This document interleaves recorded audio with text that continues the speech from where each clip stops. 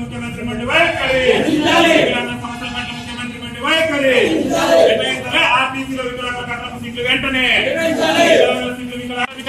వికలాంగులకి కేటాయించాలి. ఆర్టీసీలో వికలాంగుల సీట్లు వికలాంగులకి కేటాయించమండి వైఖరి వికలాంగుల సమస్యల పట్ల ముఖ్యమంత్రి మండి వైఖరి కేటాయించాలి. ఆర్టీసీలో వికలాంగుల కట్టడం సీట్లు వెంటనే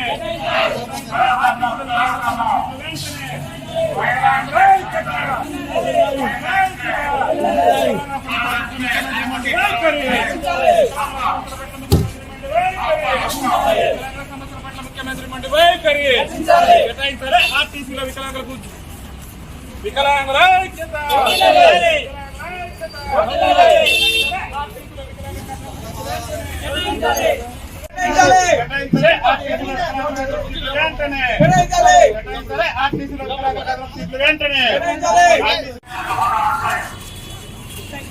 సీట్లు వెంటనే వికలాంగుల ఐక్యత వికలాంగుల ఐక్యత వికలాంగుల సమస్యల పట్ల ముఖ్యమంత్రి మండి వైఖరి.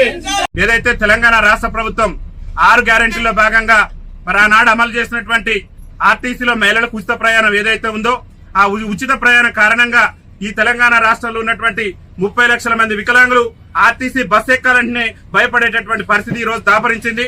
ఇవాళ మహిళలు వచ్చి మాకు వికలాంగులకు ఉన్నటువంటి సీట్లలో కూడా ఆధిపత్యం చెలాయిస్తూ వికలాంగుల సీట్లలో కూడా వారు కూర్చోవటం వల్ల వికలాంగులు చాలా తీవ్రమైనటువంటి ఇబ్బందులు ఎదుర్కొనేటటువంటి పరిస్థితి ఉంది. కాబట్టి తెలంగాణ రాష్ట్ర ముఖ్యమంత్రి రేవంత్ రెడ్డి గారిని అదేవిధంగా తెలంగాణ రాష్ట్ర మంత్రి మరి పొన్నం ప్రభాకర్ గారు రవాణా శాఖ మంత్రికి ఉన్నారు కాబట్టి తక్షణమే బాధ్యత తీసుకొని వికలాంగులకు గతంలో ఉన్నటువంటి ఒక సీటుకు మరో 2 అదనపు సీట్లు కేటాయించి వికలాంగుల సీట్లలో వికలాంగులే కూర్చునే విధంగా రాష్ట్ర ప్రభుత్వం వెంటనే చర్యలు తీసుకోవాలని చెప్పేసి కూడా భారత వికలాంగుల క్లబ్ ప్రొటెక్షన్ సమితి ఆధ్వర్యంలో ఈ రోజు వరంగల్ జిల్లా వర్ధనపేట ఆర్టీసీ బస్టాండ్ లో మేము చీరలు కట్టుకుని రాష్ట్ర ముఖ్యమంత్రి గారు కనువిప్పు కలగాలి. వికలాంగుల పరిస్థితి ఆర్టీసీ బస్సులు ఎంత దయనీయంగా తయారైందనేది రాష్ట్ర ముఖ్యమంత్రి గారు కనువిప్పు కలగాలని చెప్పేసి ఇలా చీరలు కట్టుకుని మా వికలాంగుల సమాజం ఇలా నిరసన వ్యక్తం చేస్తుంది. ఈ నిరసనతోనైనా రాష్ట్ర మంత్రి గారికి రాష్ట్ర ముఖ్యమంత్రి గారికి కనువిప్పు కలిగి ఆర్టీసీలో అదనంగా వికలాంగులకు మరో 2 సీట్లు కేటాయించి ఆర్టీసీలో వికలాంగుల సీట్లలో సకలాంగులు కూర్చుంటే ఆ సకలాంగుల మీద క్రిమినల్ కేసులు నమోదు చేసి వికలాంగుల సీట్లను వికలాంగులకే కేటాయించే విధంగా రాష్ట్ర ప్రభుత్వం చర్యలు తీసుకోవాలని చెప్పేసి భారత వికలాంగుల క్లబ్ ప్రొటెక్షన్ సమితి ఆధ్వర్యంలో మేము ఈ నిరసన కార్యక్రమాన్ని చేపట్టడం జరిగింది. ముఖ్యమంత్రి గారికి ఒకటే మేము విజ్ఞప్తి చేస్తున్నాం, మీరు 6 గ్యారెంటీల సంగతి ఏందో తెలియదు కానీ అవసరమైతే వికలాంగుల కోసం ప్రత్యేకంగా మీరు బస్సులను ఏర్పాటు చేయండి. కానీ మేము అవస్థలు పడుతున్నాం, ఇబ్బందులు పడుతున్నాం. ఆర్టీసీ బస్సు ఎక్కాలంటేనే మా గుండెల్లో రైలు పరిగెత్తేటటువంటి పరిస్థితి ఉంది.